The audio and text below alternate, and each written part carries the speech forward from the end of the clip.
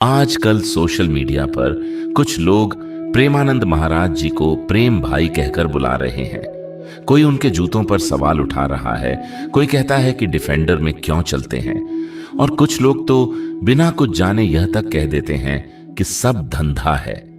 लेकिन एक सवाल मैं आपसे पूछना चाहता हूं, क्या आपने कभी उनके सिर्फ 15 मिनट के प्रवचन भी पूरे मन से सुने हैं?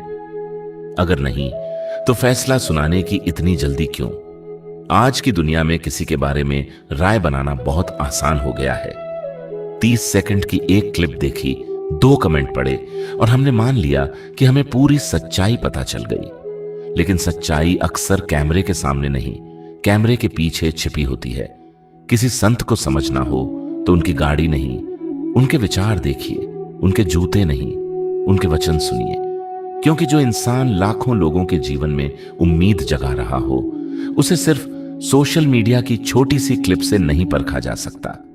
एक बार प्रेमानंद महाराज जी ने अपने सत्संग में ऐसी बात कही जिसने हजारों लोगों को सोचने पर मजबूर कर दिया। उन्होंने कहा कि जब मेरा अंतिम समय आए तो मेरे अंगूठे की छाप लेकर यह भी देख लेना कि कहीं मेरे नाम कोई जमीन, मकान, गाड़ी या कोई संपत्ति तो नहीं है। इसलिए सोशल मीडिया की छोटी सी क्लिप देखकर किसी को परखा नहीं जा सकता। जो लोग सिर्फ वायरल होने के लिए प्रेमानंद महाराज जी के लिए अपशब्दों का इस्तेमाल कर रहे हैं, उनसे मैं बस एक बात कहना चाहता हूं। शायद अभी आपका चिंतन सिर्फ 3 चीजों तक सीमित है: वस्तु, व्यक्ति और स्थान। दिन के 24 घंटे इन्हीं तीनों के बारे में सोचते सोचते निकल जाते हैं। लेकिन जिस दिन इन तीनों से थोड़ा ऊपर उठकर सोचोगे, उस दिन खुद कहोगे, अरे असली शुरुआत तो यहां से है।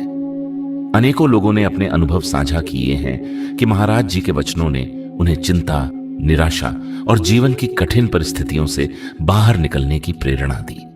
कुछ लोगों का कहना है कि जब उन्हें कोई रास्ता दिखाई नहीं दिया, तब इन प्रवचनों ने उन्हें जीने की नई उम्मीद दी।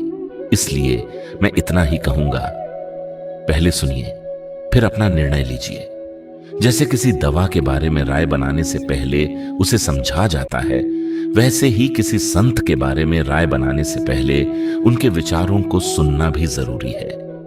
क्योंकि जिसने उनके वचनों को मन से सुना, उसने जीवन को एक अलग नजरिए से देखना शुरू किया।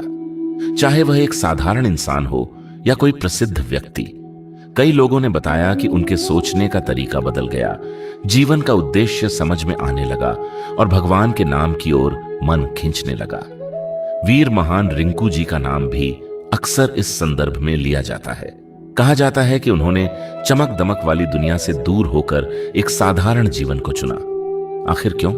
शायद इसलिए क्योंकि मन की शांति का मूल्य कभी भी धन दौलत से नहीं लगाया जा सकता। और एक बात और सोचिए, विराट कोहली, जिनके पास नाम है, शोहरत है, दौलत है, दुनिया की हर सुविधा है, फिर भी कई मौकों पर उनके हाथ में नामजद काउंटर दिखाई देता है। आखिर क्यों? क्योंकि पैसा आराम दे सकता है, लेकिन मन को शांति नहीं दे सकता। भगवान के नाम में जो रस है, वह किसी बैंक बैलेंस में नहीं मिलता। इसलिए अपने ब्रज में कहा जाता है, दुनिया का बनकर देख लिया, श्यामा का बनकर देख जरा। राधा नाम में कितनी मस्ती है, वृंदावन आकर देख जरा। जिसे वृंदावन का रंग लग जाता है, वह वहीं का हो जाता है, और यह रंग लगना ही बहुत बड़ी बात है। प्रेमानंद महाराज जी ने बचपन से ही अपने मन को साधने का प्रयास किया। कहा जाता है कि उन्होंने बहुत कम उम्र में घर छोड़ दिया और साधना के मार्ग पर चल पड़े। यह सुनना आसान है, लेकिन निभाना बहुत कठिन। हम तो ज्यादातर लोग पूरी जिंदगी रिश्तों, समाज और दुनिया को खुश करने में लगा देते हैं, लेकिन अपने मन को जीतने की कोशिश बहुत कम लोग करते हैं। क्योंकि मन को जीतना 56 इंच की छाती नहीं, बल्कि 156 इंच की छाती चाहिए। राधे राधे।